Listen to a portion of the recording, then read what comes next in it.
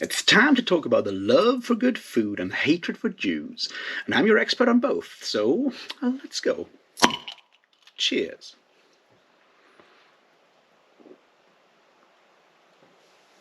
Welcome back, everybody, to me talking about an actual book.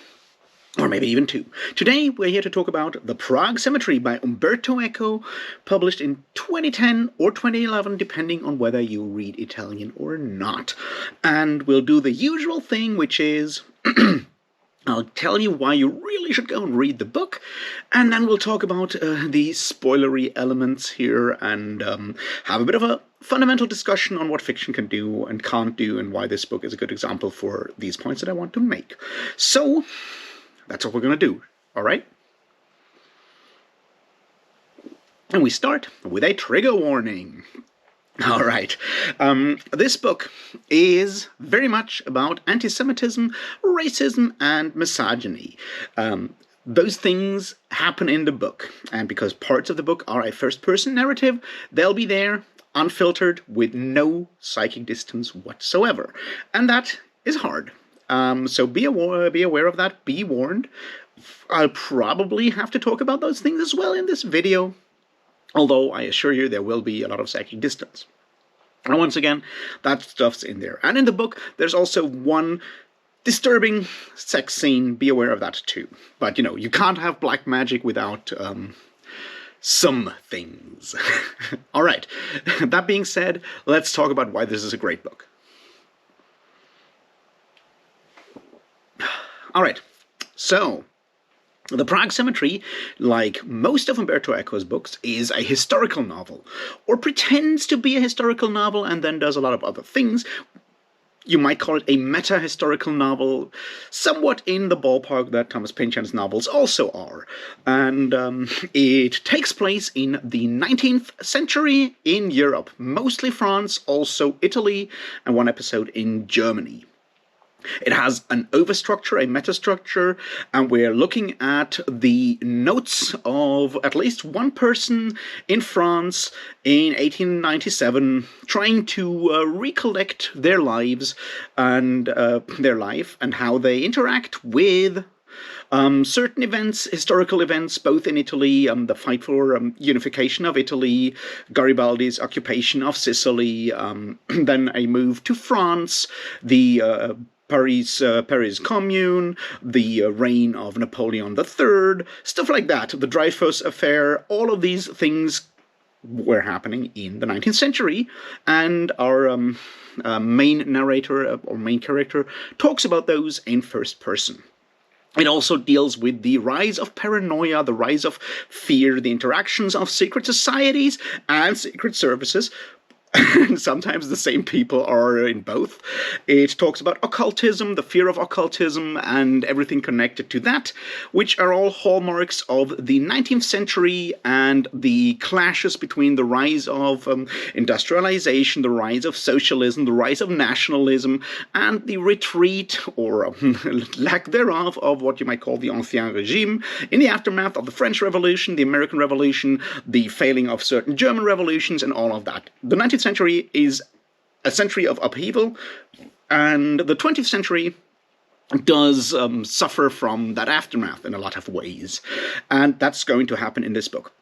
And it's told with Umberto Eco's characteristic erudition, sense of humor, and skill with language, or at least the skill with language that his translators displayed, because I don't speak Italian, unfortunately. And I heartily recommend it. If you're interested in the 19th century, if you ever looked at the 19th century and enjoyed all the mayhem and craziness happening there, this is your book. If you haven't, and you're really into conspiracies, occultism, the madness of people, this is your book, and you may learn a lot of new things, and then hopefully you go and discover how much of those events are actually, how many of those are true. And for that, I would also recommend a second book, a non-fiction book, Norman Coon's Warrant for Genocide, The Myth of the Jewish World Conspiracy and the Protocols of the Elders of Zion. It's a classic in anti-Semitism studies. It's history of well, the forging of that document and its rise to world popularity and the apocalyptic results, those being the Holocaust, of course. Yeah, it's a powerful book if you're interested in that history, and I highly recommend you do that. Pick up Norman Coon's book as well. It is a key source to Umberto Eco's novel here, and the both together will give you even more insight, and I'll talk about how that is the case after we've stopped for you to read at least one of those books, and we go into spoilery territory. So yeah, go read the book now. Welcome back. I'm glad you read the book. I hope you enjoyed it. I hope you read both books, or you just really don't care about spoilers. In any case, I'm glad you're here.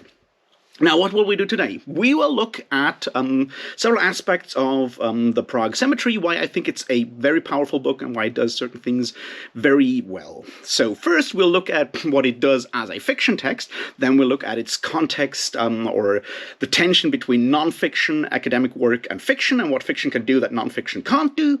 And then we'll look at the limits of fiction, and that's sort of where I hope this will all tie together. So let's start with this being popular fiction and why it is unique there and how it is in interaction or dialogue with other fiction of the times. And that means we need to talk about Dan Brown. All right, look, the Prague Cemetery is very much playing with conspiracy theories, occultism, and how those things interact. That is, and has always been, the territory that Umberto Eco is very familiar with and enjoys. That's his stomping ground. Has always been, whether you have the mysticism in Name of the Rose or the conspiracy theories in Foucault's Pendulum, that stuff's his jam. But he has a very specific, rather erudite intellectual approach to it. However, in the early 2000s, thrillers that combine Christian mysticism, secret societies, and secret services, spy stuff, became really popular with Dan Brown's success of the Da Vinci Code, the then also success of Angels and Demons, and the next one, which I think is The Lost Symbol. Who knows? Those kind of books. And I think it is important to see, or you can certainly read Foucault's Pendulum, but you can certainly read the Prague Cemetery as something of a different approach to the same subject. I don't want to say a reply, but certainly there is a tension there that I think illuminates something very well, and that is the difference between certainty and uncertainty and the dangers of certainty.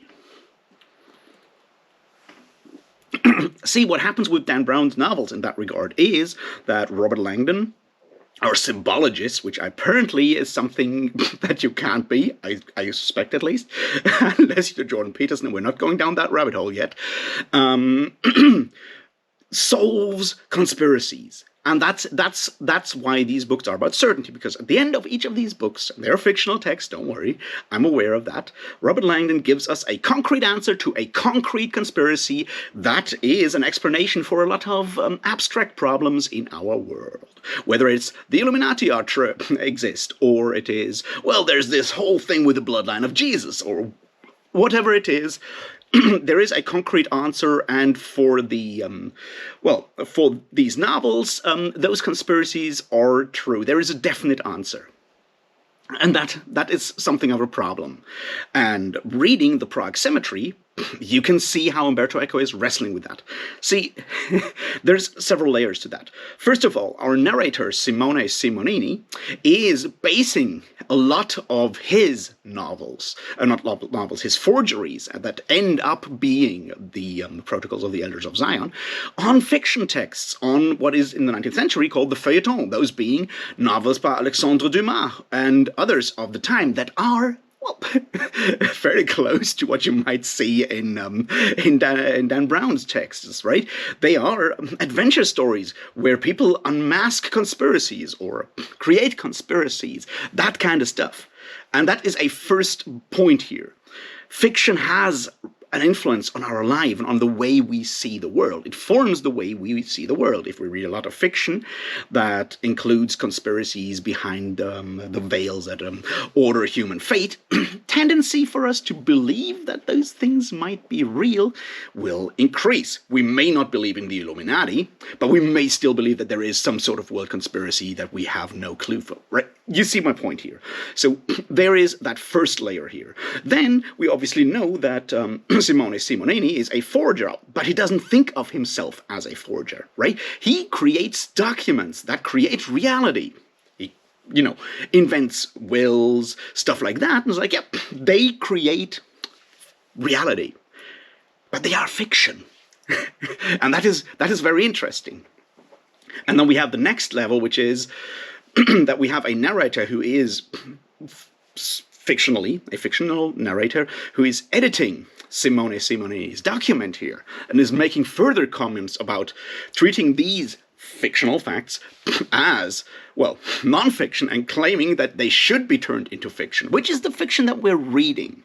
And that, of course, all leads to what we learn and what we know about Umberto Eco coming from a more postmodern, background in academia and fiction writing, and that is, there are no truths, there are no certainties in this book. Everything in this book is made up, or is it? And that's the interesting question here, is like, which parts are made up, which parts are not? And it turns out the conspiracies are made up, and everything else is unfortunately not made up. All the people believing in conspiracies, they are true. They are they existed. All in their complete insanity. Even people like Leo Taxil, those people were real. The people that seem the most fictional are the truest, the realest, and all the things that are, conspiracies are presented as truth in this novel are not. There is uncertainty. And that, I think, is a very important lesson to be learned. The power and danger that fiction that gives us concrete answers, certain answers, has on reality is something that Umberto Eco is aware of and is feverishly writing against. That's the first part here, the dialogue with other fiction.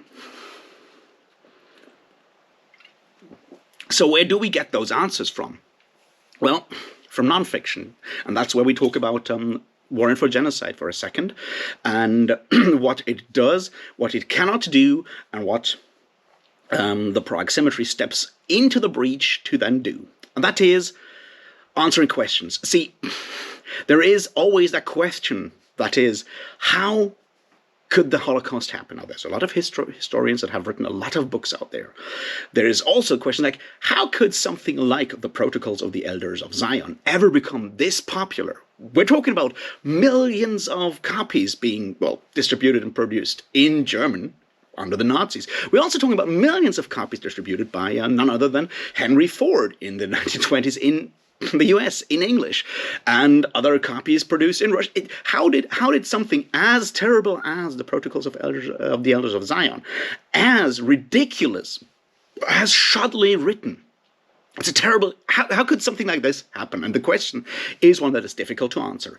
Now, on the one hand, Norman Cohn sets out to answer that question by giving us, a portrait of the 19th century with all the different forces, pressures, and so forth, trying to get closer to that. And he does a damn good job. But there's one question he can't answer. That question is like, who actually wrote the first document in French that was then translated into Russian and spread by Sergei Nilos and all these other people? And we don't know, because we can't know, because we don't know the name of the guy. And that is where Umberto Eco steps in. And that I think is the strength of fiction that I want to talk about here for several points. Because fiction can invent stuff. Non-fiction, academic work, cannot. And that's an important key here. Norman Cohn is limited by the facts that can be found out through research. And Umberto Eco is not. He can just invent the character that ends up writing the novel, which is exactly what he does. And through that individual, that lacunae that we have in all historical research of the topic, he fills that. And through filling that, he can answer or tackle other important questions. And there is, on the one hand, there is something that we can certainly do with fiction that nonfiction can't do, and that is give us a window into the head of other people, which is allows empathy. It allows us to see the world through other eyes, or at least as close to that as we can come. And ideally, that can help us with understanding in a way that nonfiction cannot do, because it cannot leave the paths of, well, sources and facts behind. And that is certainly what fiction in general does, and that's certainly what Umberto Eco does here. But he goes further than that. See, he creates a character, and through that character tackles the question, how do people become anti-Semites? Now, there's been a lot of research done in that field, in psychology, in sociology, in political sciences. Historians, philosophers have tackled that. Sigmund Freud has written about it. Jean-Paul Sartre has written about it.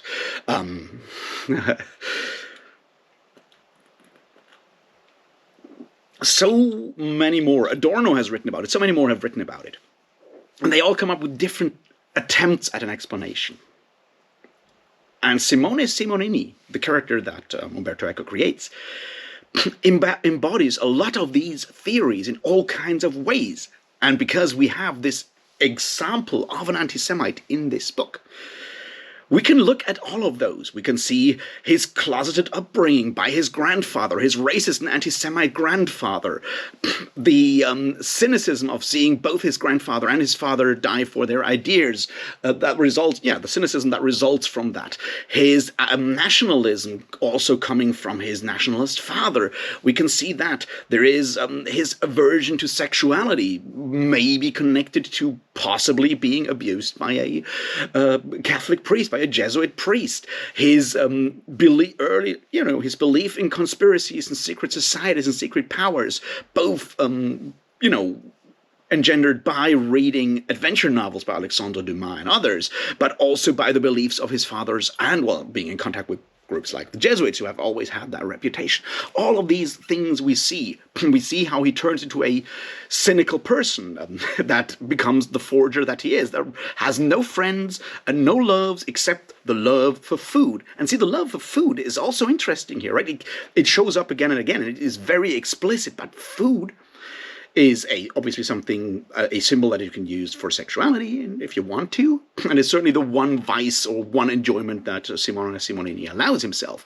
But it's also about forgery, isn't it? Because every time we talk about food in this book, Umberto Eco gives us the full recipe, all the things, all the ingredients. And these ingredients are often vile. I don't know. Raw meat is not necessarily something nice. A lot of things that end up being wonderful food are kind of when you first see them as ingredients. And that is a metaphor for exactly the thing that happens here. We see all these ingredients that end up in that final work of art, so to speak, that Simone Simonini creates, that being the grand fiction that is the Protocols of the Elders of Zion. And we see all the ingredients, and we see the production, and the production is terrible. And that should help us to understand that the result, while being seductive in all kinds of ways, is still terrible and has terrible real-world effects. The Freudian therapy that is practiced by Simonini as well. So, we see that character study using all the techniques that a lot of theoreticians on anti-Semitism have used, all exemplified in one character. And that's a strength that fiction has that nonfiction cannot have, that nonfiction can never have. And that's what makes this book so powerful in that regard. So the question is that all, or are there limits to fiction in that regard? Should we read only fiction? Well, the answer is obviously no. The answer is we should read non-fiction and fiction, and they complement each other wonderfully in the case of these two books that I've been talking about today. But there's more. The limits of fiction are, unfortunately, about its audience. See, Umberto Eco is a very intellectual, erudite, well-educated author. He uses irony. He uses a lot of references to all kinds of historical events.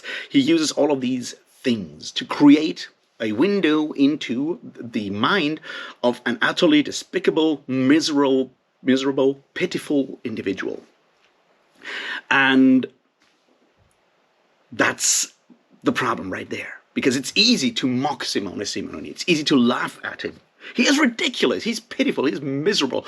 It's easy to mock him. And the entire book kind of does mock him in that way. But that only works if you already realize and accept that his position, his paranoia about Jews, about everything, his paranoia, his fear of women, his pathological fear of women, of secret societies, of everything in that regard, is pitiful and is ridiculous and is miserable and is objectively wrong. This is a book that is preaching to the choir, that choir being intellectuals of a certain level that are ideally anti-fascist. And I'm one of them, and I love it. But the question is, does this book change any minds? Because yes, on the one hand, it is important to demystify the purveyors of racism, of anti-Semitism, of sexism, of misogyny. We need to make it clear that these people are pitiful, miserable, and have no power whatsoever, or should have no power whatsoever. No one in their right mind should believe those people. They're only there because they are, well, used by cynical people that use those people, those pitiful, pathologic liars, and paranoiacs to, well, shore up their own power and advance their own ideas and agendas. They don't even care about the people that are hated. They don't care about the Jews or women or anything. They just want to stay in power. And that's the danger right there, because there will always be people who believe them, because they have already read the fiction. They have the idea that conspiracies are there. They're looking for these concrete and easy answers that Simonini is providing. And they will not be convinced by something as elaborate, as multi-layered as this book. And to them, this book will just be the confirmation. And that I fear is the border, is the limit of this kind of fiction. It is preaching to the choir, and it can help us, it can entertain us, and it can bolster our morale, but it will probably not change anyone's mind. It will not stop fascism. It will not stop anti-Semitism. Something else is needed for that. And it may even, reaffirm the views of some anti-Semites out there. After all, even I got like a comment saying I should read the Protocols of the Elders of Zion because they are real a couple of months ago. These people are out there. They will not be convinced by Umberto Eco, and that's the sad end of this.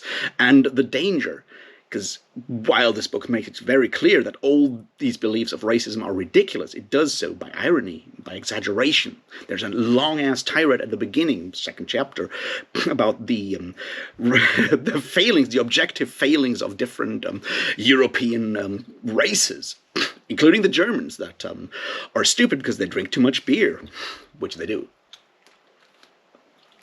and eat too much sausage, which leads to giant turds on the roadside in Germany. It's ridiculous. But if you're already a racist, chances are that, you will not recognize irony and exaggeration as denial. You'll just nod along. And the danger is right there, and I don't know how to solve this. I just think it's important to be aware of it. And, I don't know, read this, but read it with context. Enjoy it with context for what it is. And just like we read or watch, leftist content today, where we mock the right for their stupid ideas. But be aware, this will not necessarily reach anyone on that other side. And we still need to do that as well. But that is unfortunately left to praxis. Anyway, that's my thoughts on The Prague Cemetery by Umberto Eco, and I hope you read the book. Let me know what you thought in the comments. If you plan to read the book, if you plan to read Warrant for Genocide, I highly recommend both. Let me know. Let's talk in the comments. Like, subscribe, share, if you want to. I would really appreciate that as well. And if you feel like you want to give me some money, there's a Patreon. I would really, really love that as well. But in general, I'm just thankful you made it this far, and I'll see you in the next one. Cheers.